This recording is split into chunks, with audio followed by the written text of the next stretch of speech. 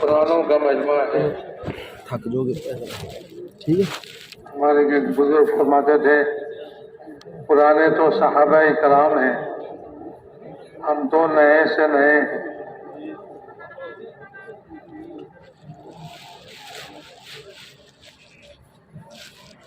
اس لیے ہمیں صحابہ کرام کی زندگی کو سامنے رکھنا ہے اور آگے بڑھتے رہنا ہے۔ یہ دنیا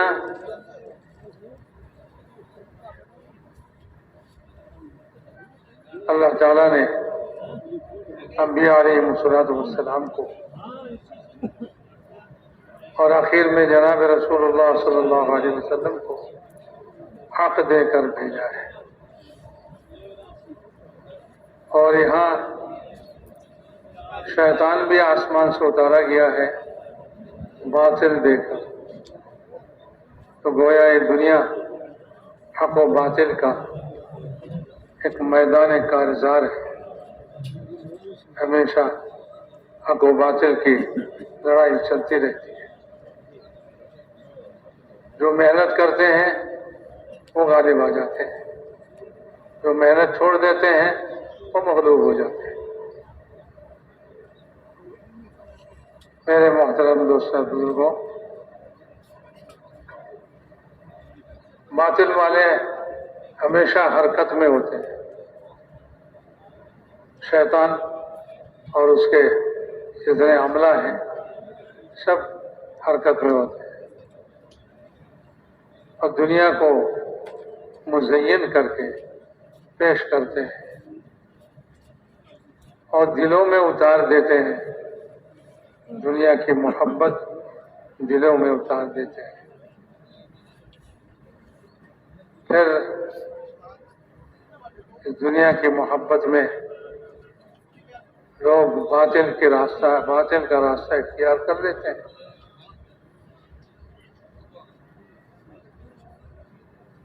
دلوں میں باطل ہوتا ہے، باطل سے محبت ہوتی ہے۔ ملک اس کی محبت دل میں، مال اس کی محبت دل میں، زمین اس کی محبت دل میں، دنیا کی ساری چیزوں کی محبت دل میں ہو جاتی ہے، حالانکہ یہ دنیا کی ساری چیزیں باطل ہیں۔ دنیا کی یہ ساری چیزیں باطل ہیں، ملک بھی باطل ہے، مال بھی باطل ہے۔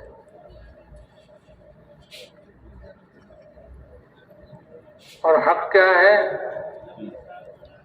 حق کو بتایا، اللہم انت الحق ولقاؤک حق ووعدک حق وقولک حق والجنة حق والنار حق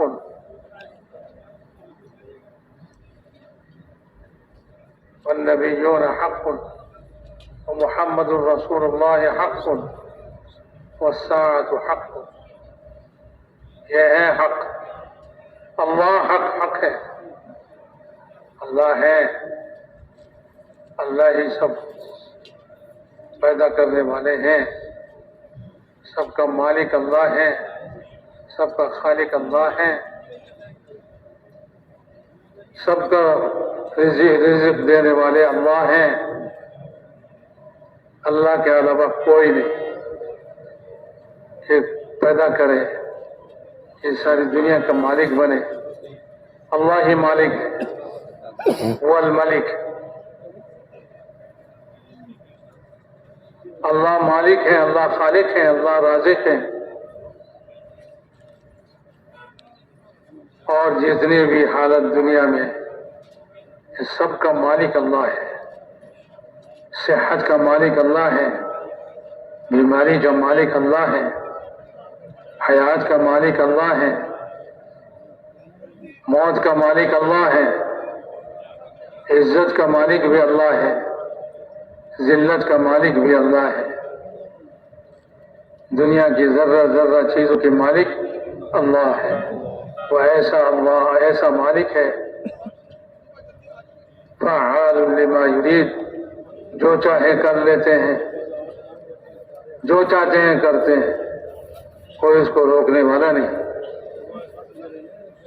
اور جو کچھ بھی کرتے ہیں اس میں انجام سے نہیں ڈرتے، ولا یخاف عقباہا، قوم کے قوم ہلاک کر دیتے ہیں، کوئی ڈرتے نہیں، کسی سے ڈرتے نہیں، اس کا انجام کیا ہوگا، انجام سے نہیں ڈرتے، وہ ایسا ہے۔ تو اللہ حق ہے، یہ اللہ کی ساری صفتیں حق ہیں۔ آمنت باللہ کما ہوا باسمائہ و صفاتہ،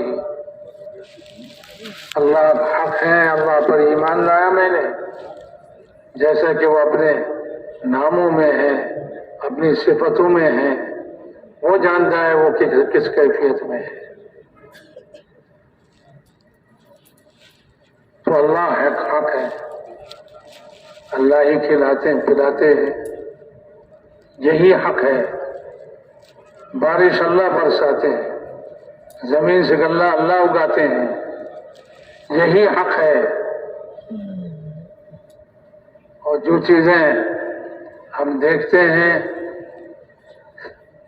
یا باطل والے بتاتے ہیں وہ سب باطل ہے، سب باطل ہے۔ سب کچھ اللہ کرتے ہیں، یہی حق ہے۔ اللہم انت الحق ولقاؤک حق، اللہ سے ملاقات کرنی ہے، ہر ایک کو اللہ سے ملنا ہے، اللہ کے پاس واپس جانا ہے۔ انا للہ و انا الیہ راجعون، ہم اللہ ہی کے ملک ہیں، اللہ ہی کے پاس سے آئے ہیں، اللہ کے پاس لوٹ کے جانا ہے۔ تو اللہ سے ملاقات حق ہے، اللہ سے ملاقات ہوگی، اور اللہ تعالی حساب لیں گے، زندگی کے حساب چکائیں گے، اور اللہ تعالی سب جانتے ہیں، سب حالات جانتے ہیں۔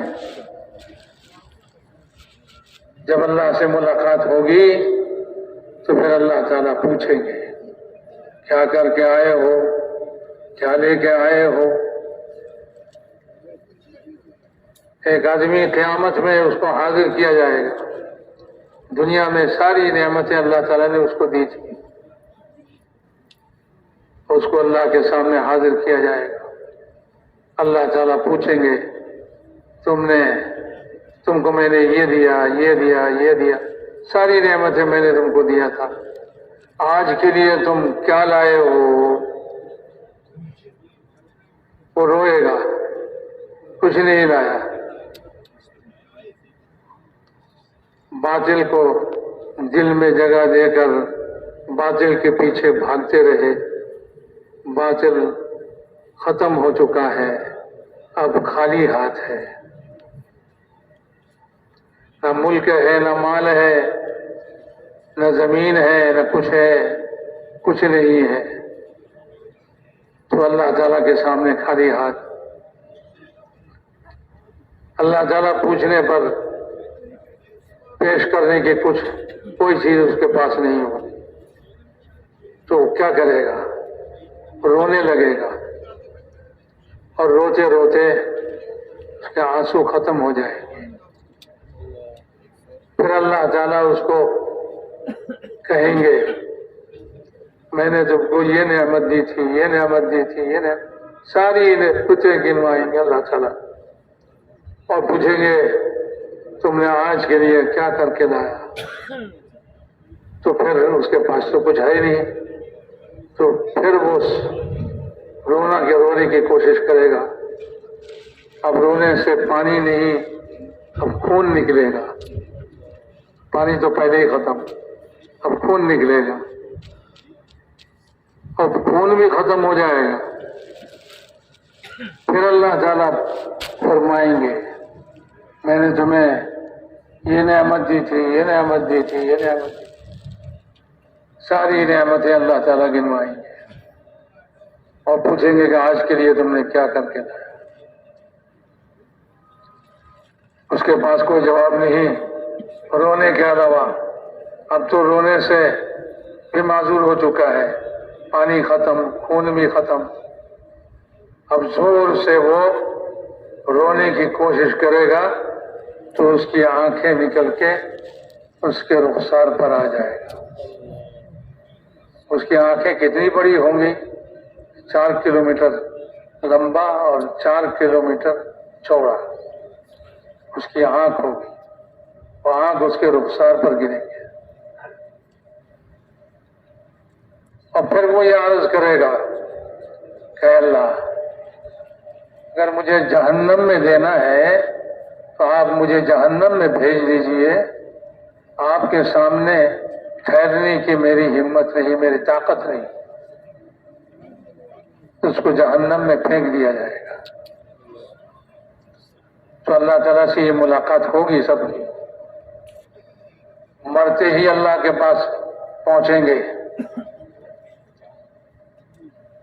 جو باطل لے کر مرے ہیں ان کے لیے آسمان کے دروازے نہیں کھولا جائے گا، اور جو حق لے کر مرے ہیں ان کے لیے آسمان کے دروازے کھولے جائیں گے اور ان کو اللہ کے سامنے کھڑا کیا جائے گا۔ اللہ کے سامنے وہ سجدے میں گرے گا۔ اللہ تعالیٰ فرمائیں گے میرے اس بندے کو نیک لوگوں میں شامل کر دو، قیامت تک وہ انہی میں رہیں گے۔ میرے محترم دوستو، یہ ہے اللہ تعالیٰ سے ملاقات۔ یہ ملاقات حق ہے، اس میں کوئی شبہ نہیں۔ اللہ سے ملاقات ہوگی، ہر ایک کی ہوگی، ہر ایک کی ملاقات ہوگی۔ جو حق لے کر جیے اس کی بھی ملاقات ہوگی، جو حق باطل لے کر جیے اس کی بھی ملاقات ہوگی۔ اللہ تعالیٰ اس کو اپنے دربار میں نہیں پہنچائیں گے، آسمان تک پہنچنے کے بعد اللہ کا حکم ہوگا کہ اس کو زمین میں پھینک دو، اس کے لیے آسمان میں جگہ نہیں، اور اس کو باطل لوگوں میں شامل کر دو، قیامت تک وہ باطل لوگوں میں رہیں گے۔ میرے محترم دوستو بزرگوں، یہ ہے اللہم انت الحق ولقاؤک حق ووعدک حق۔ اللہ کے سارے وعدے حق ہیں، سارے وعدے حق ہیں۔ باطل والوں کے لیے جو وعدے کیے ہیں وہ بھی حق ہیں، حق والوں کے لیے جو وعدے کیے ہیں وہ بھی حق ہیں۔ اللہ کا وعدہ پورا ہو کر رہے گا۔ ان اللہ لا یخلف المیعاد۔ اللہ تعالیٰ کسی سے کوئی وعدہ خلافی نہیں کرتے۔ وقولک حق، اللہ نے جو کچھ بتایا اللہ کا کلام ہے، یہ سب کچھ حق ہے۔ اللہ کا کلام حق ہے، اللہ کا قول حق ہے، اس میں کوئی شبہ نہیں۔ والجنت حق والنار حق، جنت بھی حق ہے۔ جنت اللہ تعالیٰ نے بنا رکھے ہیں، یہ نہیں کہ جب جنت میں جانے کا وقت ہوگا پھر بنائیں گے، نہیں، جنت بنی ہوئی ہے۔ جہنم بھی اللہ تیار کر کے رکھے ہیں۔ والجنت حق والنار حق والنبیون حق، آدم علیہ السلام سے لے کر حضور اکرم صلی اللہ علیہ وسلم تک جتنے نبی آئے ہیں سب حق ہیں، حق لے کر آئے ہیں، سب نے حق لے کر آیا اور سب نے حق کی محنت کی۔ والنبیون حق ومحمد الرسول اللہ حق، یہ آخری نبی تمام نبیوں میں سب سے آخر میں آئے، ہمارے نبی جناب محمد الرسول اللہ صلی اللہ علیہ وسلم، وہ بھی حق ہیں اور حق لے کر آئے ہیں، وہ اللہ کے رسول حق ہیں، برحق ہیں، اس میں کوئی شبہ نہیں۔ اللہ نے ان کو بھیجا ہے قیامت تک آنے والے انسانوں کے لیے۔ اللہ نے ان پر حق اتارا ہے، وہ حق قیامت تک انسانوں تک پھیلانے کے لیے محمد الرسول اللہ صلی اللہ علیہ وسلم تشریف لائے۔ والساعۃ حق، ہمارے نبی کے بعد اور کوئی نبی نہیں، قیامت قائم ہو جائیں گے۔ ہمارے نبی کے بعد قیامت ہوگی، ساری دنیا توڑ پھوڑ کے اللہ ختم کر دیں گے اور پھر نئے سرے سے پیدا کریں گے اور قبروں سے لوگوں کو زندہ کر کے اٹھائیں گے اور سب کو میدان حشر میں جمع کریں گے۔ والساعۃ حق، یہ قیامت ہے۔ اس دن سارے لوگ آدم علیہ السلام سے لے کر دنیا کے آخر تک سارے انسان اس میدان میں اکٹھے جمع ہوں گے، اس میں کوئی شبہ نہیں۔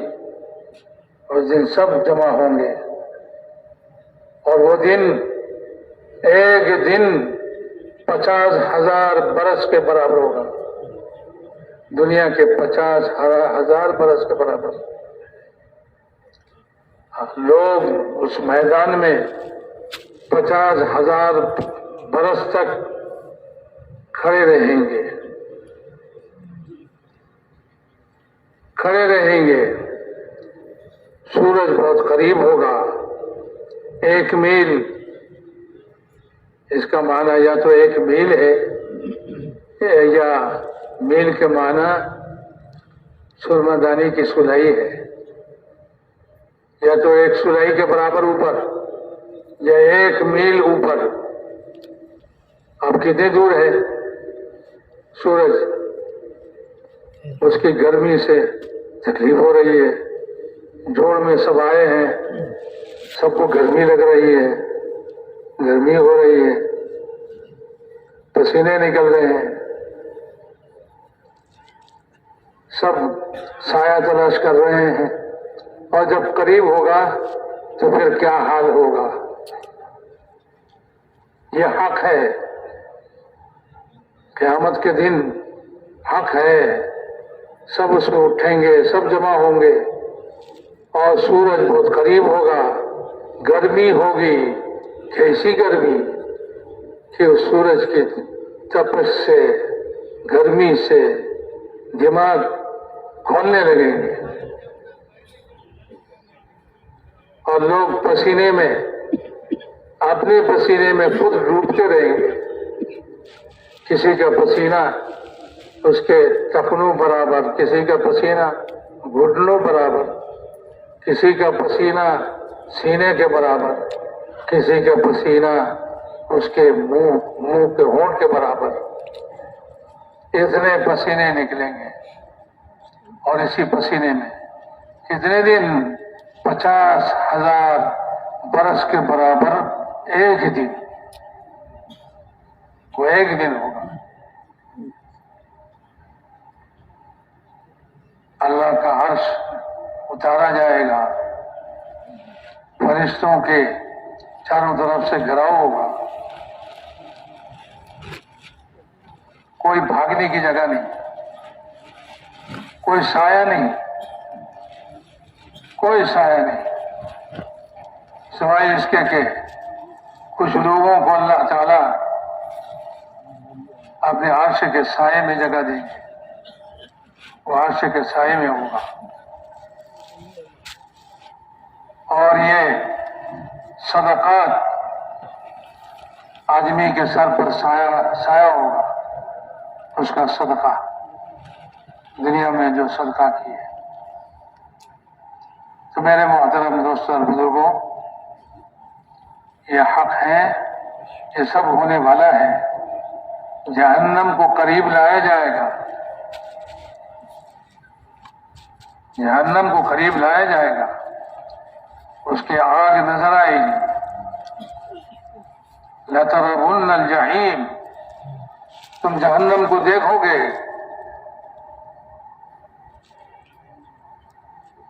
اپنی آنکھوں سے دیکھو گے۔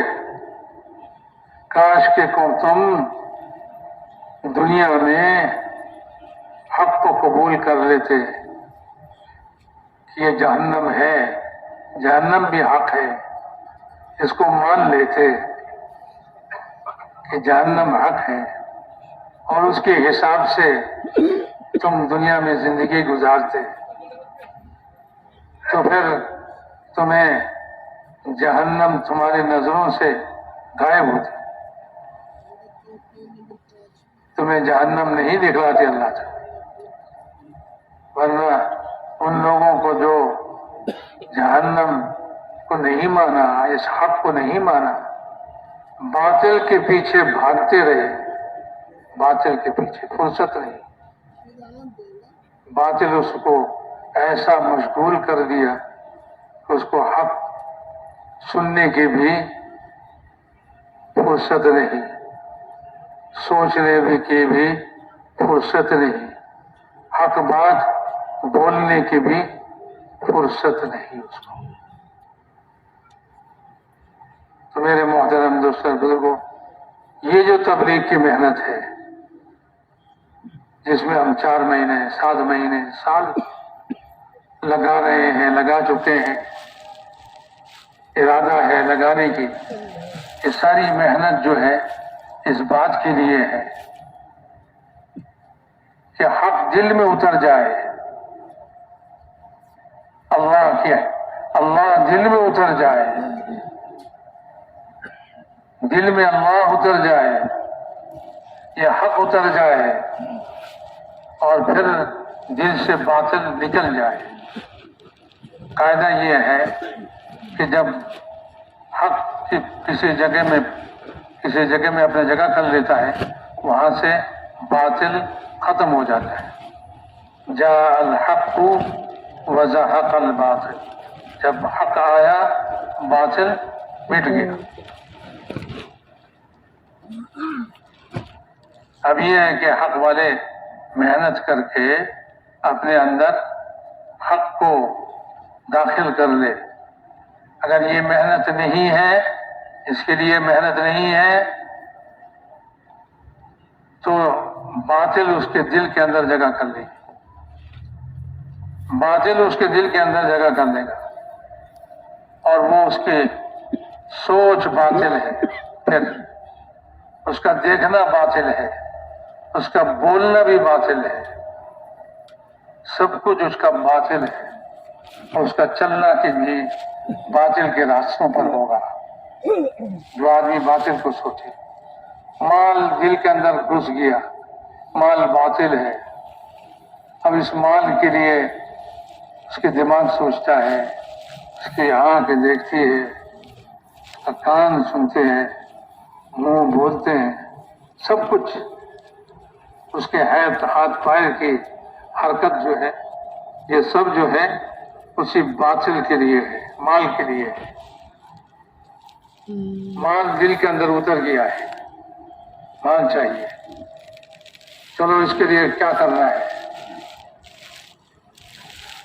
مال حاصل کرنے کے لیے تجارت کرو، ملازمت کرو، مال حاصل کرنے کے لیے جو کچھ بھی کرنا پڑے کرو۔ حلال نہیں جانتے، حرام نہیں جانتے، صرف مال جانتے ہیں۔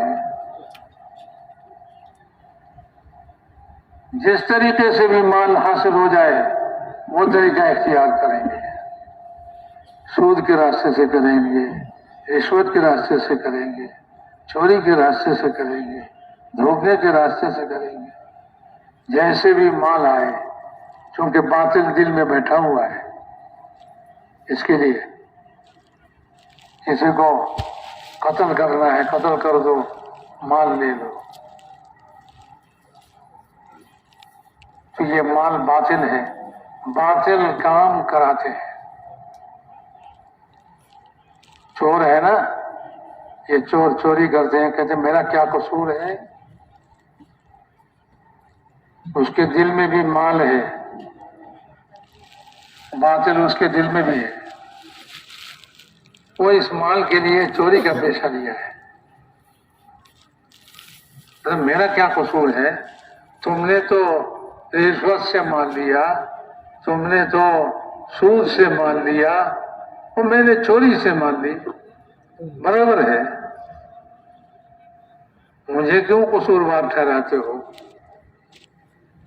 تم نے ایک طریقے سے مال حاصل کیا، میں نے بھی ایک طریقے سے مال حاصل کیا۔ تم نے سود کھا کر، تم نے جو ہے رشوت لے کر اور حرام طریقے سے دھوکہ، ہر قسم کے طریقے سے تم نے مال جمع کیا، اور میں نے سوچا کہ اتنا کام تو ہم سے نہیں ہوگا، میں بھی ایک راستہ اختیار کرتا ہوں، چوری کا راستہ۔ چوری بھی ایک فن ہے، چور جو چوری کرتے نا وہ اس کو یہ فن آتا ہے۔ آپ چوری کرنے جائیں گے تو پکڑے جائیں گے، لیکن جو کو چور پکڑا نہیں جاتا، وہ ایسے قاعدے سے چوری کر کے بھاگتا ہے، مال لے کے چلا جاتا ہے۔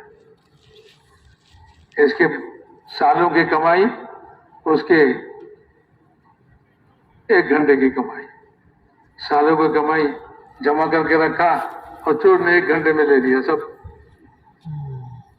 یہ ہے، سب کے دل میں باطل گھسا ہوا ہے، چور کے دل میں بھی، ڈکیت کے دل میں بھی، اور یہ تاجر کے دل میں بھی، اور ملازم کے دل میں بھی، اور جتنے حکومت والے ہیں ان کے دل میں بھی، سارے لوگوں کے دلوں میں یہ باطل گھسا ہوا ہے، ملک اندر گھسا ہوا ہے۔ تو یہ باطل دل سے کیسے مٹے، کیسے نکلے؟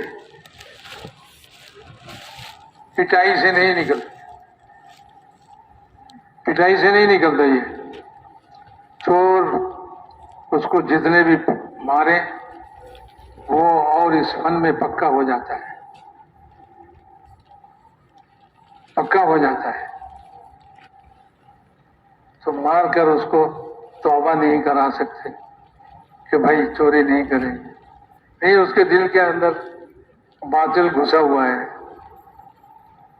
اس باطل، وہ باطل اس کو اس راستے پر چلاتا ہے۔ اسی طرح ساری دنیا کے باطل جب دلوں میں گھس جاتے ہیں تو اس کو مار کر نہیں نکال سکتے،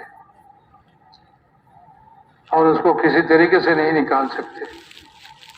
ایک طریقہ ہے، وہ یہ ہے کہ حق کی محنت چالو ہو جائے اور حق دلوں میں گھس جائے۔ جب حق دلوں میں جگہ کر لیتے ہیں تو پھر باطل خود بہت نکل جاتا ہے، اور حق کی محنت جب ہوتی ہے تو پھر اللہ تعالیٰ فرماتے ہیں بَلْ نَقْذِفُ بِالْحَقِّ عَلَى الْبَاطِلِ فَيَدْمَغُهُ فَإِذَا هُوَ زَاهِقٌ۔ تو میں اس وقت حق کو باطل کے سر پہ مارتا ہوں اور اس کا بھیجا نکال دیتا ہوں، پھر وہ ختم ہو جاتا ہے۔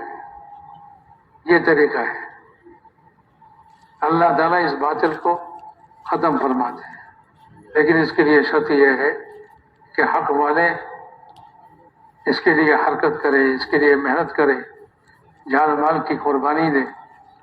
رسول پاک صلی اللہ علیہ وسلم جب دنیا میں تشریف لائے، ساری دنیا میں باطل چھایا ہوا تھا، ساری دنیا باطل کے نیچے تھا۔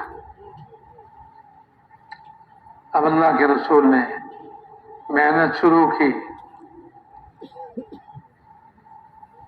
تو باطل دلوں سے حق دلوں کے اندر گھستا رہا، جس کے دل میں حق گھسا اس کے دل سے باطل نکل گیا۔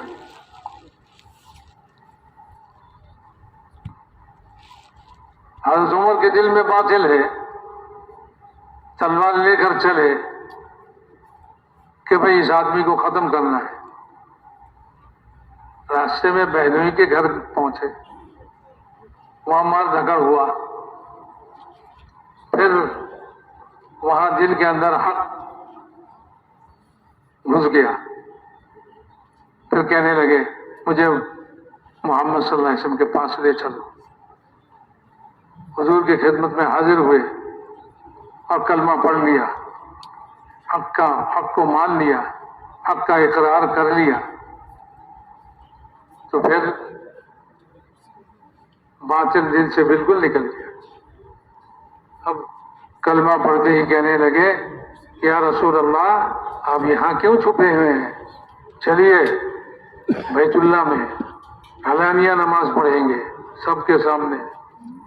ان باطل والوں کی کیا طاقت ہے ہمارا کچھ کرے. رسول اللہ صلی اللہ علیہ وسلم فرمانے لگے ہم تھوڑے ہیں، کوئی پرواہ نہیں، چلیے میں آپ کو لے کے جاتا ہوں اور پھر آپ کو یہاں میں پہنچا دوں گا. کوئی کچھ کہنے کی ہمت نہیں، کسی کو کچھ کہنے کی ہمت نہیں ہوگی. رسول اللہ صلی اللہ علیہ وسلم نکلے، صحابہ کرام نکلے اور بیت اللہ میں نماز پڑھی اور عمر ساتھ رہے اور کسی کی ہمت نہ ہوئی. اہل باطل والے کسی کو ہمت نہ ہوئی کہ ان اہل حق کو کچھ کہے. یہ ہے کہ رسول پاک صلی اللہ علیہ وسلم آنے سے پہلے ساری دنیا باطل سے چھایا ہوا تھا. بیت اللہ ابراہیم علیہ السلام جنہوں نے حق پر یہ بیت اللہ بنایا تھا توحید کی بنیاد پر، اس میں سارے بت داخل کر دیے اور چاروں طرف بت لگا دیے جن کو پوچھتے تھے یہ لوگ یہ باطل ہے، باطل سے بھر دیے، چاروں طرف باطل کے نقشے قائم کر دیے. رسول پاک صلی اللہ علیہ وسلم کے زمانے میں یہ عرب کے لوگ کہتے تھے ہم ملت ابراہیمی پر ہیں، ابراہیم علیہ السلام کی ملت پر، ان کے دین پر ہیں، یہ کہتے تھے. اس لیے وہ حج بھی کرتے تھے کہ ابراہیم علیہ السلام کے دین میں حج ہے، حج بھی کرتے تھے. اور ابراہیم علیہ السلام کی حج کا جو طریقہ تھا اس کو باطل نے بگاڑ دیا. حج تو نام رکھا لیکن اس کا طریقہ باطل نے بگاڑ دیا. کرو تم حج کرو لیکن ہمارے طریقے سے کرو. جیسے آج کل کہتے ہیں حج کرو مسلمانوں، ہم تمہیں نہیں روکتے لیکن ہمارے جہاز میں چڑھ کے کرو اور ہمارے طریقے سے کرو، پاسپورٹ بناؤ، ویزے لگاؤ اور کیا کچھ کرو، یہ سب کچھ ہمارے طریقے سے کرو گے. بینکوں میں پیسے رکھو، ہمارے طریقے سے حج کرو. تمہیں قربانی کرنا ہے تو ہمارے بینکوں میں قربانی کے پیسے جمع کرو اور پھر تمہاری قربانی ہوگی. تو حج بھی ہمارے طریقے سے، باطل طریقے سے. جب باطل دلوں میں گھس جاتا ہے، اب باطل کا غلبہ ہوتا ہے اور حق جو ہے کمزور ہو جاتے ہیں، مغلوب ہو جاتے ہیں، تو پھر یہ حال ہوتا ہے. تم اسلام پر چلو، تم دین پر چلو، تم نماز پڑھو، ہم کو نہیں روکتے، لیکن مسجد ہمارے پیسے سے بناؤ، ہم تمہیں پیسے دیں گے، ہمارے پیسے سے مسجد بناؤ. یہ ہوگا. یہ مسجد ہے، اللہ کا گھر ہے، اس کو پاک پیسے سے اس کو بنانا ہے. ارے مکے کے کفار نے بھی بیت اللہ کی تعمیر کی تو انہوں نے حلال پیسے سے تعمیر کی، اور جتنا حصہ حلال پیسے نہیں رہے، حلال پیسے سے نہیں بنا سکے، اس نے وہ چھوڑ دیا، نہیں بنایا. کہ حرام پیسے سے ہم نہیں بنائیں گے. تو میرے محترم دوستوں بزرگوں، تو وہ حج کرتے تھے ملت ابراہیمی، ہم ابراہیم علیہ السلام کے دین پر ہیں، ہم حج کریں گے. اب جو ہے شیطان جو باطل لے کر آسمان سے اترا ہے، اس نے بھی تدبیر کی. اس نے عربوں کو سمجھایا، ارے تمہارے مال تو سودی مال ہے، یہ حرام مال ہے، اور اس سے احرام کے کپڑے پہن کر، حرام مال کے احرام کے کپڑے، اور اس سے بیت اللہ کا طواف، تمہارا طواف تو قبول نہیں ہوگا. تو کیا کریں؟ تو اس کو تدبیر سجائی. یہ مکے والوں کے مال حلال ہیں، قریش، ان سے احرام کے کپڑے لیا کرو، ان سے پہن کر طواف کرو. اب قریش والوں کو سمجھایا، ارے تمہارا نام ہوگا، تم سردار ہو، تم جو ہو وہ ہو، بس تم ان لوگوں کو کپڑے دو تاکہ یہ طواف کریں. اب کپڑے تو اتنے ہیں ہی نہیں کہ سب کو دے سکیں. کچھ لوگ جن کو کپڑا نہیں ملا وہ کیا کریں؟ تو ان کو سمجھایا کہ بھائی حرام کپڑے میں طواف کرنے سے بہتر یہ ہے کہ ننگے ہو کر طواف کرو. تو ننگا ہو کر طواف کرنا شروع ہوا، مرد بھی عورت بھی. جن کے پاس وہ حلال کپڑا نہیں ہے وہ طواف ننگے ہو کر کر رہے ہیں. یہ دین کو بگاڑ دیا، حج کو بگاڑا اس طرح. اور بگاڑتے بگاڑتے اتنا ہوا کہ اب رات کے وقت میں ایک مرد اور ایک عورت ننگی طواف کر رہی تھی. دونوں کا منہ کالا کر دیا شیطان نے، اور پھر اللہ تعالیٰ نے ان دونوں کو پتھر بنا دیا. اور صبح کو شیطان نے کہا کہ دیکھو یہ دونوں نے بدکاری کی، ان کو اللہ نے پتھر بنا دیا، ان کی یہ بت جو ہے اس کو بیت اللہ پر دونوں طرف لٹکا دو تاکہ لوگ اس کو دیکھیں اور عبرت حاصل کریں کہ بیت اللہ میں ایسا کام نہیں کرنا چاہیے. کچھ دن گزرنے کے بعد پھر شیطان نے یہ سمجھایا کہ ان کو ایک کو صفا پر ایک کو مروہ پر کھڑا کر دو تاکہ سعی کرنے والے جب صفا پہ آئے تو اس کو دیکھے، اور جب مروہ پہ جائے تو اس کو دیکھے اور عبرت حاصل کرے. اور پھر کچھ دن جانے کے بعد لوگوں کو سمجھایا کہ ارے یہ دونوں تو تمہارے باپ دادے کے معبود تھے، وہ ان کی پوجا کیا کرتے تھے، تو ان کو بیت اللہ میں داخل کر دو، جس بیت اللہ کا طواف ہوتا ہے. تو سب نے مل کے اس کو بیت اللہ میں داخل کر دیا. یہ ہے شیطان نے اس طرح جو ہے دین کو بگاڑ دیا، حق کو بگاڑ دیا، حق کو مغلوب کر دیا. رسول پاک صلی اللہ علیہ وسلم جب دین حق لے کر آئے تو اس وقت یہ حال تھا. پھر آپ نے اس کو لے کر حرکت دی، اس کی دعوت چلائی، اور جس کے دل میں یہ حق داخل ہوا اس کے دل سے باطل نکل گیا، اس کے دل سے باطل نکل گیا. پھر اس طرح چلتا رہا، محنت چلتی رہی، حق کی محنت. اور 13 سال رسول پاک صلی اللہ علیہ وسلم نے مکے میں محنت کی ہجرت سے پہلے، اور پھر ہجرت کر کے مدینے گئے اور مدینے میں محنت کی. مدینے والے حق کو قبول کر لیا.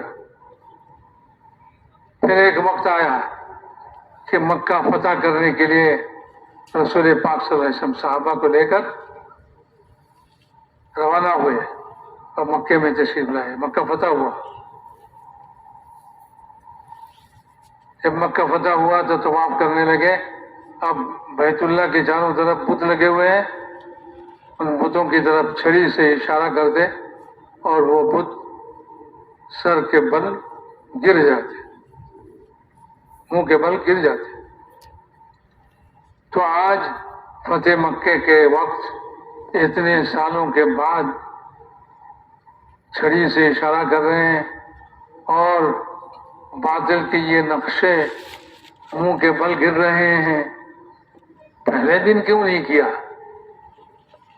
پہلے دن کیوں نہیں کیا؟ پہلے دن ہی آپ جو ہے سب کو مندہ منہ گرا دیتے۔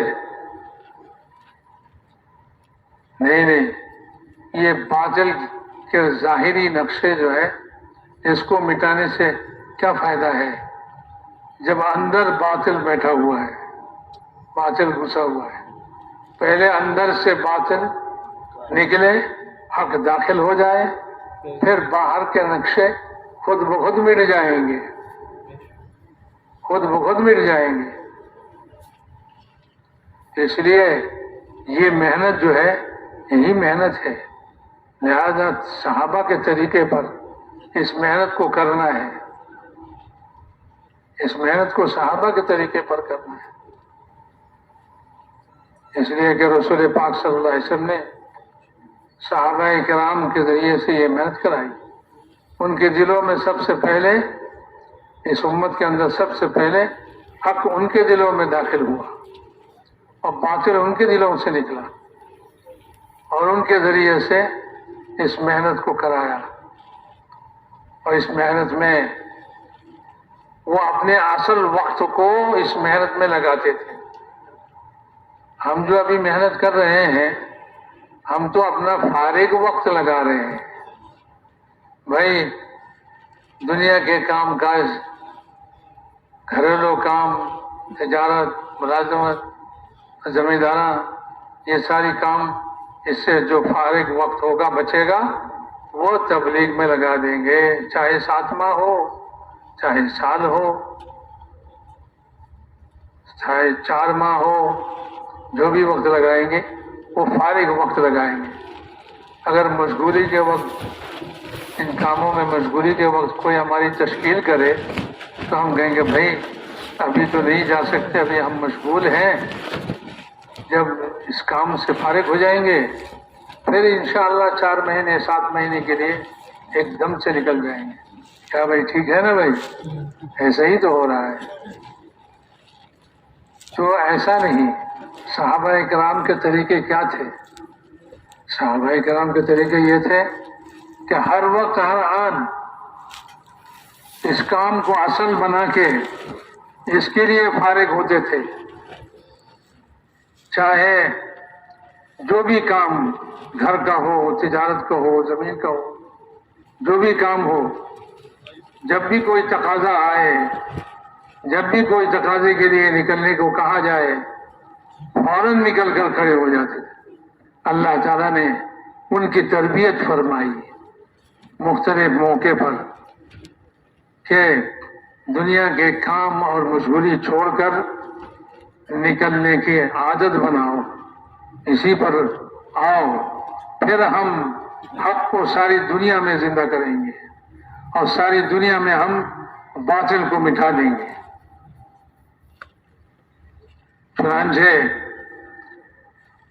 صحابہ کرام کی تشکیل ہوئی تبوک میں، سخت گرمی کا زمانہ ہے اور فقر و فاقہ ہے، پیسے نہیں، سامان نہیں، اور یہ کہ زمین تیار ہے کاٹنے کا وقت قریب ہے، اور درختوں پر کھجور جو پورے سال کے خوراک سے بنتے ہیں، کھجور اتارنے کا وقت قریب ہے۔ ایسے وقت میں نکلنا جبکہ سب کو سائے میں رہنا پسند ہے، باغ میں رہنا پسند ہے، اور پیسہ نہیں ہے، کچھ بھی نہیں ہے، ایسے وقت میں نکلنا بہت مشکل ہے۔ جب یہ نکلنے کا اعلان ہوا، نفیر عام کا اعلان ہوا کہ کوئی بات نہ رہے، سب نکلے، سب نکلے، جس کے پاس خرچہ ہو وہ بھی نکلے، جس کے پاس خرچہ نہ ہو وہ بھی نکلے، سب نکلے۔ اور کھجور کا کیا ہوگا؟ تو کھجور نہیں اتاریں گے، کھجور کو درخت پہ چھوڑ کے ہی نکلے۔ ارے یہ تو سب خراب ہو جائیں گے۔ کتنے دنوں کا سفر ہے؟ مہینے بھر کا سفر ہے۔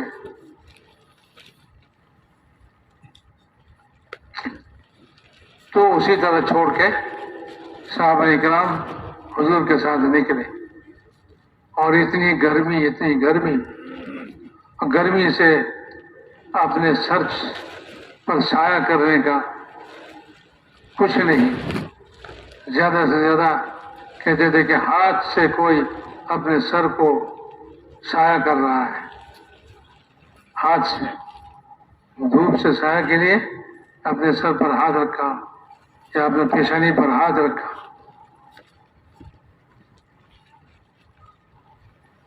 اور کھانے پینے کے بھی سامان نہیں ہے، پانی بھی، گرمی کا زمانہ ہے، پانی بھی کم ہو رہا ہے۔ پھر چلتے چلتے بہت سارے معجزے رسول پاک صلی اللہ علیہ وسلم کے اللہ تعالیٰ نے ظاہر کیے، پانی کے بارے میں، کھانے کے بارے میں، بہت سی۔ سب نکلو، یہ اور 3 شخص تھے جو ان کے حالت اچھی تھی، لیکن وہ آج چلیں گے، کل چلیں گے، یہ کرتے کرتے جانا نہیں ہوا۔ رسول پاک صلی اللہ علیہ وسلم واپس آ گئے۔ یہ 3 آدمی نہیں جا سکے۔ وَعَلَى الثَّلَاثَةِ الَّذِينَ خُلِّفُوا، یہ 3 آدمی ہیں جن کا فیصلہ مؤخر کیا گیا، ان کے بارے میں فیصلہ ہوا اللہ کی طرف سے۔ یہ 3 نفیر عام کی صورت میں، جبکہ سب نکلے، نہیں نکلے، یہ 3 نہیں نکلے، ان کے بارے میں اللہ کا فیصلہ ہوگا۔ بہرحال اس گرمی میں نکلے اور سب چھوڑ کے نکلے، اور کچھ ساتھ نہیں ہے، ایسے حالت میں نکلے، اور پھر دشمن بھی بہت طاقتور دشمن ہے، روم ہے، رومیوں کا مقابلہ کرنا ہے ایسے وقت میں، جبکہ کھانا نہیں اور جبکہ پیسے نہیں، ہتھیار بھی نہیں ایسی، سب نکلے۔ جب یہ سب نکلے، ادھر سے اللہ تعالیٰ نے باطل کے دلوں میں رعب جاری کر دیا کہ وہ لڑائی کے میدان میں آئے ہی نہیں، ہمت ہی نہیں ہوئی کہ لڑنے کے لیے آئے۔ 1 مہینہ کا سفر کر کے رسول پاک صلی اللہ علیہ وسلم جب وہاں پہنچے، وہاں ٹھہرے رہے، ان کا انتظار کرتے رہے، لیکن وہ نہیں آئے، وہ نہیں آئے۔ اللہ تعالیٰ نے ان کے دلوں میں رعب ڈال دیا، رعب ڈال کر مسلمانوں کے حق والوں کی مدد فرمائی۔ تو اللہ تعالیٰ کا یہ قانون ہے، یہ طریقہ ہے، اللہ تعالیٰ دشمن کے دلوں میں، باطل کے دلوں میں رعب ڈال دیتے ہیں۔ سنلقی فی قلوبہم الرعب، کہ ہم ان کے دلوں کے اندر رعب ڈالیں گے۔ اے فرشتو جاؤ، حق والوں کی مدد کرو اور باطل والوں کو مارو۔ تو میرے محترم دوستوں اور بزرگوں، اس طریقے سے صحابہ کرام اپنا اصل وقت جو ہے اس کام کے لیے تیار رکھتے تھے، اور اس کام سے فارغ ہو کر فارغ وقت اپنے گھر کے لیے، اپنے کاروبار کے لیے، اپنی زمین کے لیے، جو کچھ بھی دنیا میں کرنا ہے اس کام سے فارغ ہونے کے بعد کریں گے۔ الٹا ہو گیا معاملہ، ہمارا ہو گیا، ہمارا ان کا الٹا معاملہ ہو گیا۔ لہذا حق کیسے زندہ ہو، حق کو غلبہ کیسے ہو؟ حق کا غلبہ نہیں ہو رہا ہے، اور پھر باطل ہمارے دلوں میں گھس رہا ہے۔ اس یہ امت حق والے تھے، امت کے دلوں کے اندر باطل گھس رہا ہے، باطل گھسا ہوا ہے، بیٹھا ہوا ہے۔ امت کہتے ہیں کہ اس کام کے لیے ہمیں فرصت نہیں، ابھی وقت نہیں، بھائی یہ تبلیغ والے کر لیں، ہمیں چھوڑ دیں۔ نہیں، یہ سب کے کرنے کا ہے، پوری امت کے کرنے کا ہے۔ اس لیے میرے محترم دوست اور بزرگوں، یہ حق جو ہے اپنے اندر اتارنا، پھر اس حق کو لے کر ساری دنیا میں پھرنا ہے، اور اپنا اصل وقت اس کے لیے دینا ہے۔ تیار ہیں آپ لوگ یا فارغ وقت دیں گے؟ اصل وقت دیں گے۔ جب ہم اصل وقت دیں گے تو پھر باطل دلوں سے نکلے گا، اور ہر جگہ سے باطل کے نقشے مٹیں گے، اور باطل کے دلوں میں اللہ تعالیٰ رعب ڈالیں گے، اور باطل کے سارے مکر اللہ ختم فرمائیں گے، ساری تدبیر اس کا بیکار ہوگا۔ اگر ہم اس کو اصل کام نہ بنائیں، ایسے فرصت کا کام بنائیں، تو پھر باطل ہم پر چڑھیں گے، ہمیں یہ کام کرنے نہیں دیں گے، ہماری راہ میں رکاوٹ ڈالیں گے۔ یہ کیسے ہوا، کیوں ہوا، سوچتے ہی رہ جائیں گے۔ لیکن اصل سوچنے کی بات یہ ہے کہ ہم اس کو جو ہے، اس حق کو لے کر اپنا اصل وقت نہیں لگا رہے ہیں کہ ہمیشہ تیار ہیں۔ طوبیٰ لعبد آخذ بعنان فرسی، حضور فرماتے ہیں کہ خوشخبری ہے اس بندے کے لیے جو اپنے گھوڑے کا لگام پکڑ کے تیار ہے، دائیں بولو تو دائیں چلا جائے، بائیں چلے بولو تو بائیں چلا جائے، سامنے بولو سامنے چلا جائے، پیچھے ہٹنے بولو پیچھے آ جائے، جدھر بولو ادھر چلا جائے، اس لیے کہ وہ تیار ہے، وہ تیار ہے۔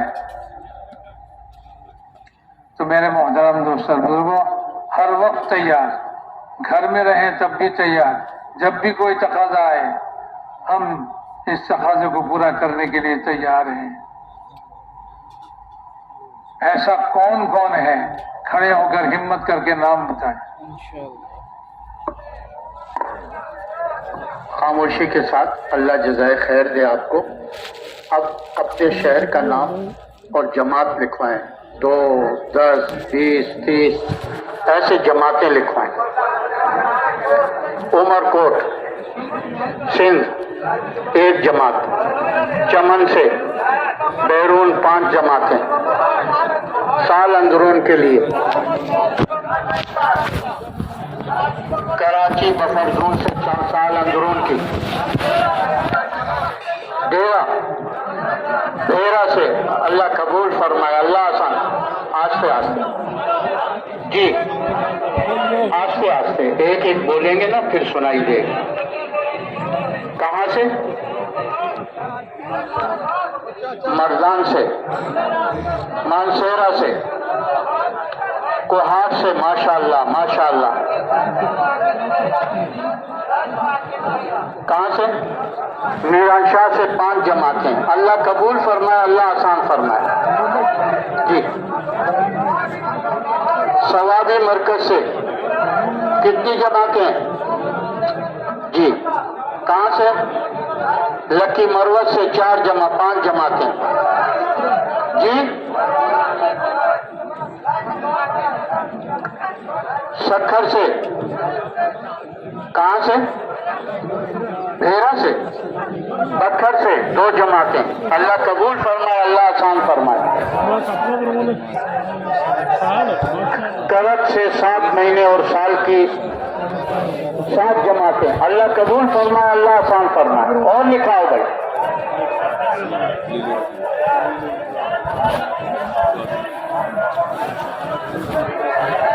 एक एक बोलो जी। कहाँ से? इस्लामाबाद से 1 जमात। DI खान से 1 जमात, 2 जमात। कहाँ से? मेलसी से, कराची से जमात। अल्लाह कबूल फरमाए। कोहाट से 10 जमातें जी। दीर से कितना? दीर साहिबाबाद से 5 जमातें। अल्लाह कबूल फरमाए, अल्लाह आसान फरमाए। बाजोड़ से कितनी? 2 जमातें। अल्लाह कबूल फरमाए। चिलास से 10 जमातें। अल्लाह कबूल फरमाए, अल्लाह आसान फरमाए जी।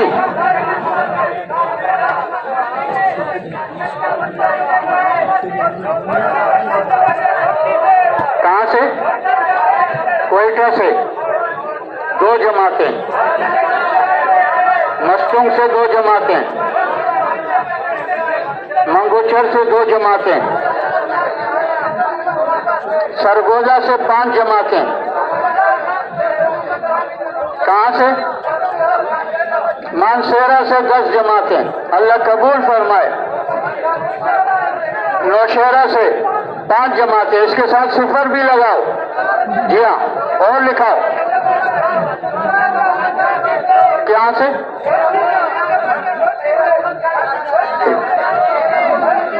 डेरा बुगटी से 2 जमातें, 1 जमात। अल्लाह कबूल फरमा जी।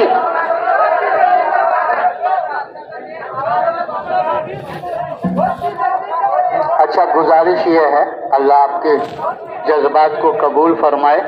और सब तैयार हो गए माशाअल्लाह। तो अब ये है, तरतीब सुन लें, तरतीब सुन लें।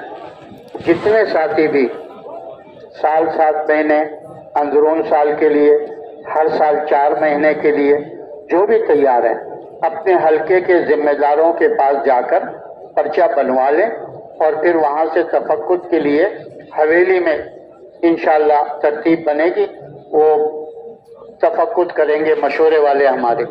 तो पहले आप अपना पर्चा बनाकर अपने हलके से मशवरे वालों से स्वाद करवा लें, फिर उन जिम्मेदारों के जरिए से हवेली में हमारे जो माहाना मशवरे वाले बुजुर्ग हैं उनसे तफक्कुद करवा लें, फिर उसकी तरतीब बन जाएगी।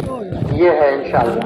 तो अभी 8 बजे हैं, 1 घंटे के बाद यानी 9 बजे ईशा की नमाज होगी। अभी अपने अपने हल्के